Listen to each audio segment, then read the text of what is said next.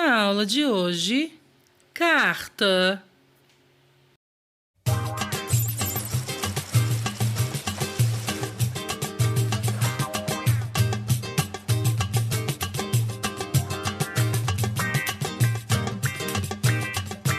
Correios!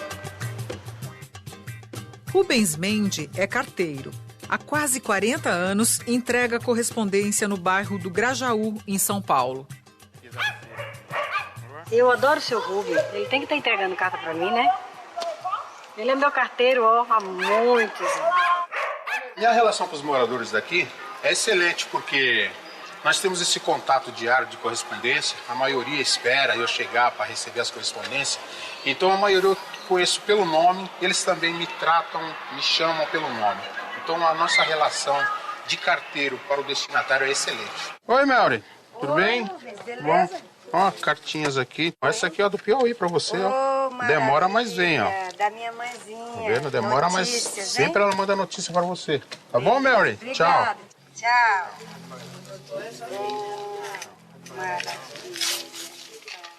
Pé do Morro. Minha querida filha, é com muita saudade que eu escrevo essas poucas linhas, somente para lhe dizer que aqui está todo mundo bem e lhe perguntar como vai todos aí. No tempo de hoje, a maioria das pessoas se correspondem por internet, por telefone, e-mails. Poucas correspondências, cartas que as pessoas escrevem hoje. Então, quando a pessoa recebe uma carta, ela recebe com emoção. Eu conto todas as novidades, que às vezes você vai contar no celular, mas não lembra tudo, né? E às vezes você não quer falar no celular que pode alguém escutar, algum segredo. Escreve na cartinha. Como Rubens, outros 59 mil carteiros percorrem ruas de todo o país para entregar correspondência. Em 2011, foram entregues mais de 2 bilhões e 200 mil cartas. Mas as cartas nem sempre serviram apenas para aproximar as pessoas. Já tiveram outras funções importantes ao longo da história. Estudos que tem sobre os gêneros mostram que a carta está na origem de boa parte dos gêneros escritos. Se você for olhar uma nota de dinheiro, você vê que tem lá uma assinatura. Inicialmente era uma carta atribuindo que aquele papel tinha um valor. Está na origem do artigo científico, porque os pesquisadores trocavam cartas contando um pouco seus experimentos e o que estava acontecendo.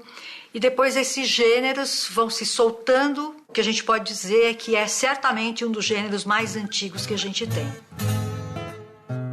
Pero Vaz de Caminha era o escrivão da frota de Pedro Álvares Cabral quando os portugueses chegaram ao Brasil em 1500. Coube a ele redigir a carta comunicando o rei de Portugal sobre as novas terras encontradas.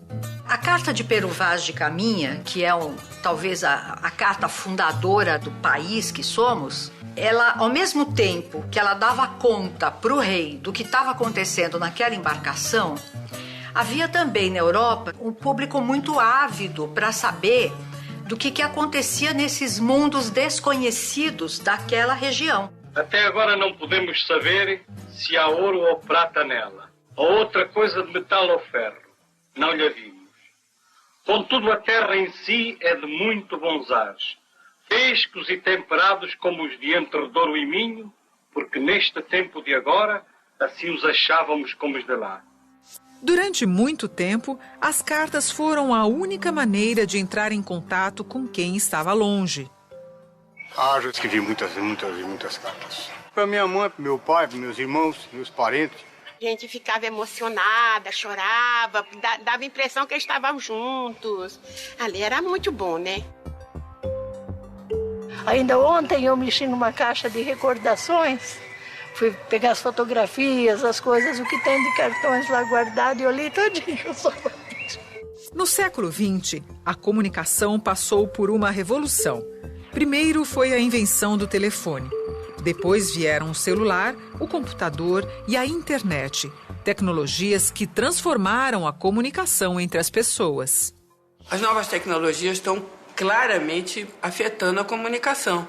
A carta, ela virou, eu acho que um gênero paraliterário. Eu tenho vontade de escrever uma carta para alguém. Então eu vou escrever, é um gesto de criação.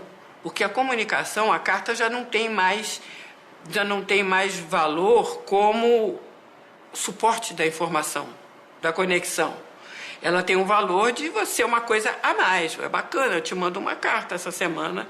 Você vai adorar receber uma carta, que é uma coisa especial, né? Como um conto. Se eu quiser falar com você, eu vou te mandar um e-mail. A gente só telefona agora quando quer ouvir a voz ou quando quer fechar uma coisa. A preparação toda, ela é por e-mail, é por torpedo, ela é por outras coisas que o dedo vai. O Brasil tem mais de 258 milhões de linhas de telefonia móvel. E olha que nem chegamos ainda aos 200 milhões de habitantes. Na internet, também batemos recordes. Os acessos em banda larga ultrapassaram 37 milhões em um único mês. O produtor de vídeo, Beto Marchesi, ajuda a engrossar as estatísticas dos brasileiros conectados. Se eu fosse definir a maneira que eu me comunico com as pessoas, eu diria que 90% digitalmente. Eu acordo dando bom dia pelo celular, perguntando minhas tarefas do dia por e-mail. No escritório mesmo, às vezes a pessoa do meu lado ou da minha frente, basta eu levantar a voz, não, eu mando e-mail e pergunto. Profissionalmente eu dependo de rede social. Às vezes até uma namorada através da rede social é normal, muito comum, coisa que é muito mais fácil do que num barzinho. Até mesmo quem ainda não tem tanta intimidade com a escrita começa a tomar contato com as novas tecnologias. Neste curso da EJA, os alunos aprendem também a entrar na era da comunicação digital. E quem facilita o caminho é a professora Renata Ikeda. Não tem esse espaço entre o Bet e Cariranha. Isso. Põe o mouse aqui e clica. Entrou. Antes eu não escrevia carta, né? Agora o e-mail escrevo bastante, né? Quase todos os dias. Eu escrevo para os amigos, parentes que é longe e trabalho da escola também. Eu conheci um grupo de amigos e eles só falavam em Orkut, que se falavam por MSN. Aí eu me interessei também, né? Além de mudar a comunicação entre as pessoas, os meios eletrônicos estão transformando a própria língua escrita. E até o que parece muito atual se renova com rapidez. Talvez o e-mail vire a carta. Ele vire mais trabalhoso, você vai abrir quando quiser. E o SMS, ele vai rapidinho. Você faz, já tem até um código, né? Você não escreve beijo, você escreve BJ. Você já tem ícones, né? O emoticon para dizer se está contente, se está alegre, se está chorando. Outra forma de se andar rápido, e que eu não sei se isso já existia em algum outro código literário, no Oriente, talvez, não sei, que é tirar as vogais. Beleza se escreve B-L-Z, quer dizer, sem as vogais, e você lê beleza, você não lê blusa, você lê beleza. Então tem essa coisa que é a coisa da rapidez e da concisão. Mariana Barra escreve cartas desde os 10 anos. Hoje, aos 30, guarda boa parte das cartas que recebeu. Escrevo, de modo geral, para o meu marido. Muitas cartas, até reclamo que ele não me responde. Escrevo para os meus familiares, escrevo cartões de Natal ainda, mesmo tendo a possibilidade de escrever um cartão virtual, escrevo cartões de Natal. Para continuar com a correspondência em dia, faz parte de um grupo na internet que promove intercâmbio entre pessoas de todo o mundo através do envio de cartões postais. Mariana já recebeu mais de 30 mil correspondências. Entusiasmada com a ideia de que alguém em algum lugar do mundo vai tirar um pouquinho do tempo dela para pensar em mim e me escrever algo. Tal como o livro e o e-book, o iPad. Então eu acho possível a coexistência assim, das duas formas de expressão. O que é carta? Carta. Carta é um gênero textual, ou seja, é a forma como escrevemos um texto. As cartas são consideradas o meio de comunicação mais antigo do mundo. Os antigos reis do Oriente Médio já escreviam cartas, e no Egito existia uma profissão que era como se fossem dos carteiros de hoje, que se chamava sigmanassis. Eram mensageiros que levavam recados escritos. Na Bíblia, existem 21 cartas escritas por Paulo e outros seguidores de Cristo, que depois se transformaram nos livros da Bíblia, em alguns dos livros da Bíblia.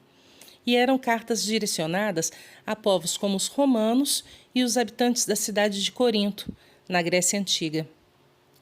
As cartas são um gênero que se caracteriza por envolver um remetente, que é aquele que manda a carta, o autor é quem escreve, e um destinatário, que é aquele que recebe a carta, é o leitor, e aguarda-se uma resposta desse destinatário. A carta é, portanto, um gênero pessoal de escrita. Ela normalmente é escrita em primeira pessoa. No Brasil, as cartas chegaram junto com os primeiros portugueses. Assim que a esquadra de Cabral aportou, Pero Vaz de Caminha enviou a famosa Carta de Pero Vaz de Caminha, comunicando o descobrimento das novas terras. Então, essa carta foi levada para Portugal por um dos navios, que retornou 10 dias depois. E depois disso é que o rei de Portugal nomeou João Cavalheiro Cardoso como correio, que era o responsável por enviar informações da colônia. O primeiro serviço postal, que são os correios, a gente também chama de serviço postal, que existiu, aquele que no padrão do que existe hoje, onde para a gente mandar uma correspondência, uma carta, a gente tem que colocar selos, ele surgiu na Inglaterra em 1840. E olhem só, o Brasil foi o segundo país do mundo a utilizar o selo, já em 1843. Antigamente, as pessoas se comunicavam por cartas. Eram cartas de amor, cartas oficiais, cartas contando as novidades. Tudo era por carta. Depois surgiu o telefone e agora a gente só se comunica pela internet, basicamente. Mas nem por isso as cartas deixaram de ter importância. Elas muitas vezes apenas mudaram seu formato. O que antigamente mandávamos pelo correio, a carta escrita à mão ou datilografada, escrita na máquina de escrever, hoje a gente manda um e-mail ou manda uma mensagem, né? O que a gente chama de textão no WhatsApp ou no Messenger, a gente poderia considerar antigamente como uma carta. Vale lembrar que o gênero carta é cobrado em alguns vestibulares, como na Unicamp e na UEL, que é de Londrina. O tipo de carta cobrado nesses vestibulares é a carta argumentativa, que é uma mistura de uma carta normal com uma dissertação argumentativa. Formato padrão. Antigamente, quando escrevíamos uma carta, mandávamos pelos correios. E para mandar uma carta pelos correios, nós devemos preencher um envelope. Vocês já devem ter visto alguma carta, em papel mesmo, ou já devem ter enviado uma ou recebido uma, além dos boletos de cobrança, né? Se não, é bem legal a gente mandar para alguém e receber uma carta escrita à mão. É quase que um presente, é uma coisa mais dedicada. Para preenchermos um envelope e mandarmos as cartas pelo correio, devemos seguir esse padrão que vocês veem aí. No verso do envelope, nós colocamos o remetente. Remetente é quem está mandando, quem escreveu a carta.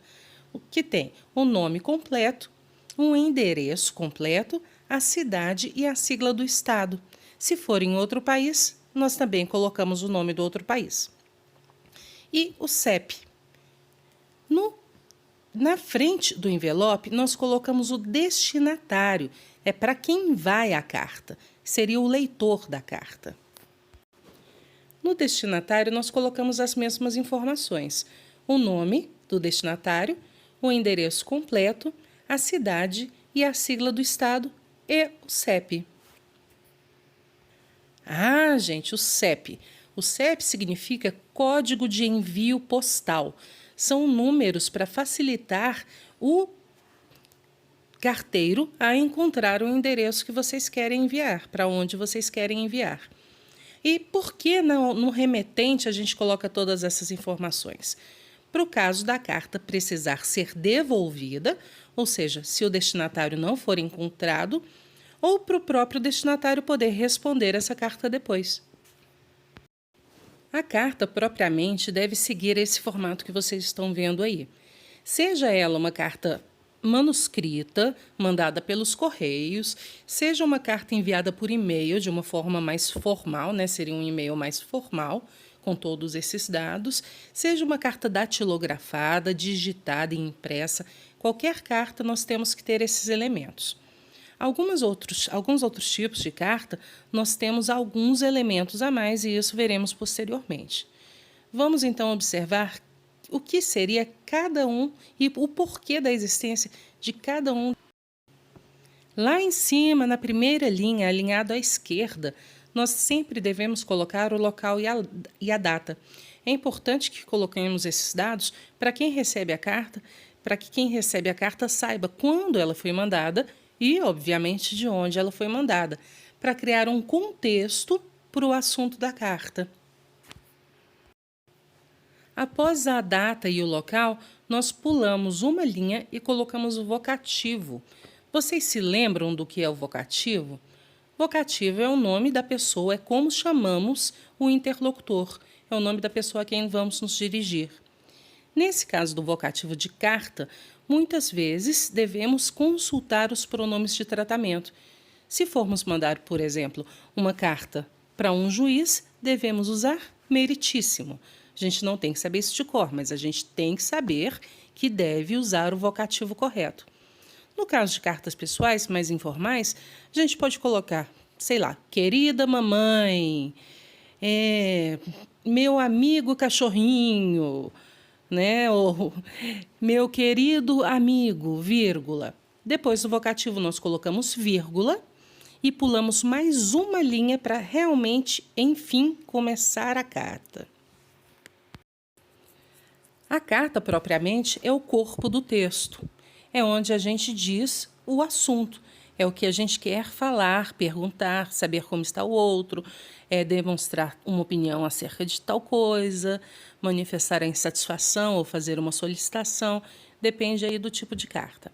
Esse corpo de carta deve ser escrito como qualquer redação, com parágrafos e sem pular linha entre os parágrafos. Após, então, o corpo da carta, o assunto propriamente, nós pulamos mais uma linha e colocamos alguma frase, alguma expressão de despedida, que indica o final da conversa. A gente pode colocar, por exemplo, um abraço, vírgula, com carinho. Podemos colocar atenciosamente, aguardo sua resposta. Aí vai do conteúdo da carta. Na linha abaixo da despedida, alinhado do lado direito do papel, nós colocamos a assinatura, que é o nome de quem escreveu a carta. Pode ser, dependendo da formalidade da carta, um nome completo, com a função, por exemplo, Letícia Beze, professora. Ou pode ser simplesmente, se for uma carta mais pessoal, Lete, né, tia Lete, dependendo de para quem a gente for mandar. Mas é importante que a assinatura venha abaixo. Um detalhe importante. Vocês notem aí que após o vocativo nós temos vírgula. E o que eu falei anteriormente? Nós colocamos o vocativo, vírgula, pulamos uma linha e começamos o texto. Mesmo que antes do começo do texto nós tenhamos colocado essa vírgula, o texto deve começar da maneira normal, com aquele afastamento do parágrafo e com letra maiúscula. A vírgula, nesse caso, então, ela é simplesmente uma pausa para o que você vai dizer. Assim como na despedida. Após a despedida, nós não temos vírgula. Na linha de baixo, nós colocamos a assinatura como se fosse uma nova frase. Ok? Tipos de carta. Carta pessoal. A carta pessoal é um gênero textual utilizado principalmente na comunicação entre amigos, parentes, pessoas com certo grau de intimidade. As regras para se escrever uma carta pessoal são bem simples. É como se realmente estivéssemos conversando com alguém. A carta pessoal ela traz marcas de pessoalidade. É uma linguagem descontraída e íntima, também com algumas marcas de interlocução. Por exemplo, bom, aquele dia, ou como você sabe, né? E aí, são coisas que a gente normalmente fala, não escreve. Na carta pessoal a gente pode escrever. A interlocução, o diálogo é direto. Nós usamos verbos na terceira pessoa, você, e na primeira pessoa, eu. Por exemplo, caminhei aquele dia até sua casa para te encontrar. Você estava fazendo brigadeiro e eu fiquei feliz. Nós discutimos temas íntimos na carta pessoal. Temas que são relacionados apenas com as duas pessoas, como se estivéssemos conversando no privado. E a estrutura da carta pessoal é a mesma estrutura que vimos antes, é a estrutura padrão para qualquer carta, com local e data, vocativo, corpo do texto, despedida e assinatura. Vejamos agora um exemplo de carta pessoal. Lisboa, 12 de fevereiro de 2015. Querido filho, te escrevo estas linhas para que saibas que estou viva. Te escrevo devagar, porque sei que tu não consegues ler rápido. Bom, não vais mais reconhecer a casa quando vieres, porque a gente mudou. Hoje, tua irmã Júlia teve um filho, mas como ainda não sei se menino ou menina, não posso dizer se você é tio ou tia. Quem não tem aparecido por aqui é o tio Venâncio, que morreu totalmente no ano passado. E teu primo Jacinto, que sempre acreditou ser mais rápido que um touro, comprovou que não era. Estou preocupada com o cachorro Bob, que insiste em perseguir os carros parados e está ficando com a cara cada vez mais chata.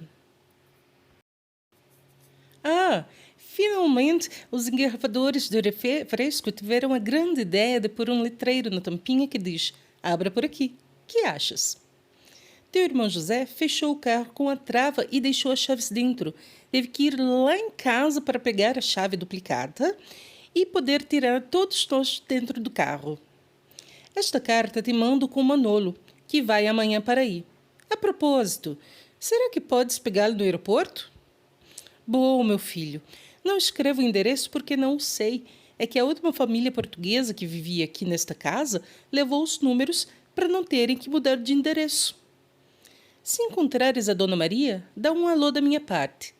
Caso não a encontres, não precisas dizer nada. PS. Ia te mandar algum dinheiro, mas já fechei o envelope. Tua mãe que te ama, mamãe.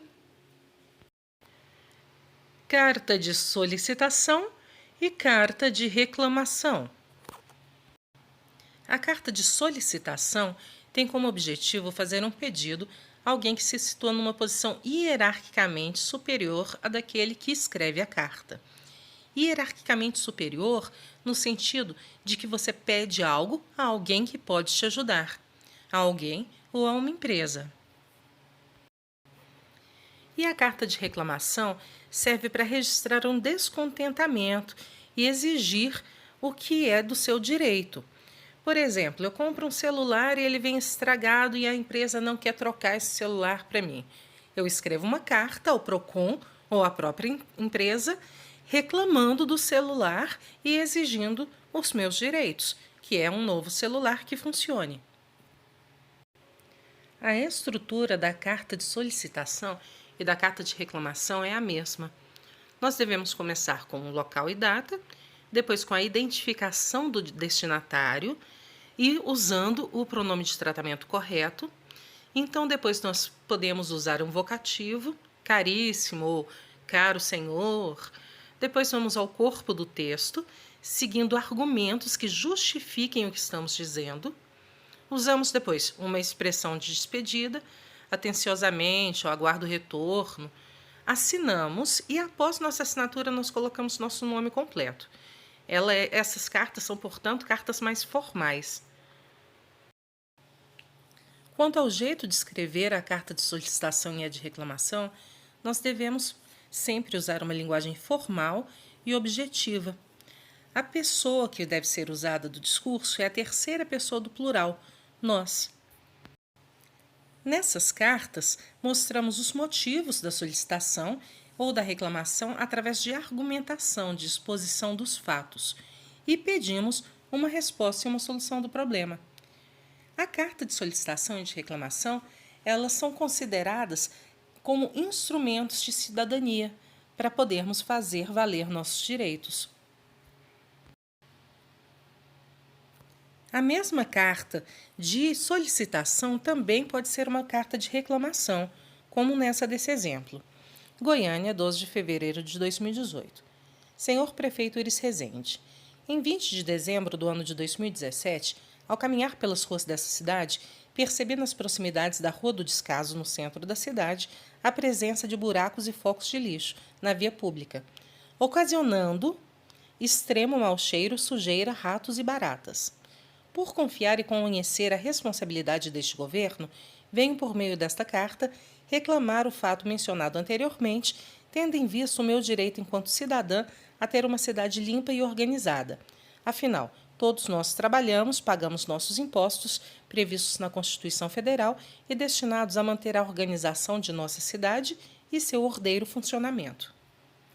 Podem notar nessa carta que não foi usada a terceira pessoa, foi usada a primeira pessoa, mas teve o mesmo efeito. Como padrão, definimos o uso da terceira pessoa nós. Continuando. Ao ver a rua onde moro, cheia de buracos e repleta de lixo, não poderia deixar de reclamar. Ressalto ainda que esta referida associação já havia entrado em contato com esta secretaria a fim de solucionar o problema. No entanto, nenhuma iniciativa foi tomada. O lixo e os buracos ainda nos causam grandes problemas. Crianças estão adoecendo devido ao mau cheiro e à presença de ratos e insetos é um risco à saúde de todos. Eu e toda a comunidade esperamos há meses pela resolução deste problema que se estende e se agrava a cada dia. Contamos com a seriedade e comprometimento de Vossa Excelência e seu inegável respeito aos direitos do cidadão. Ficamos à disposição para quaisquer esclarecimentos, eventuais dúvidas e conversas. Sinceros agradecimentos, Ana Marta de Souza Lemos, presidente da Associação de Moradores do Bairro de Camboa. Carta aberta. A carta aberta é um gênero textual que trata de assuntos de interesse coletivo, de interesse de todos, como protestos, denúncias, alertas e opiniões. Ela é publicada em jornais e revistas, tanto impressos quanto eletrônicos, como sites, e busca convencer o leitor por meio de argumentos. O formos. A carta aberta deve ter obrigatoriamente esses itens listados. Pode também ter algum outro item, como local, data, mas é essencial que esses estejam presentes. A carta aberta deve ter um título, e no título, normalmente, existe a expressão Carta aberta à população da Rua das Andorinhas, por exemplo. Depois do título, nós temos a introdução. Como em qualquer texto dissertativo, a gente apresenta o assunto que abordaremos depois. Temos o desenvolvimento. Nesse desenvolvimento, vamos argumentar nosso posicionamento. Depois, a conclusão, fechamos a ideia e, de repente, podemos propor uma solução, explicar melhor por que achamos que aquilo deveria ser de tal jeito. E a despedida, que é uma saudação cordial e a assinatura dos remetentes ou do remetente. Vejamos um exemplo. Carta aberta dos vírus à humanidade. Planeta Terra, 2020. Estimados seres humanos, eu me chamo Siva, mas Vossa Senhoria me conhece como vírus. O mais famoso de minha alta na mídia atual foi batizado por vocês de Covid-19. Venho por meio desta, respeitosamente, colocar em palavras as mensagens que temos, eu e meus parentes, tentado levar a vocês por meio de linguagens figuradas e parábolas, mas infelizmente não tem surtido o efeito desejado. Inicialmente, quero dizer que, ao contrário do que vocês imaginam, não estamos e nem desejamos estar em guerra contra os seres humanos.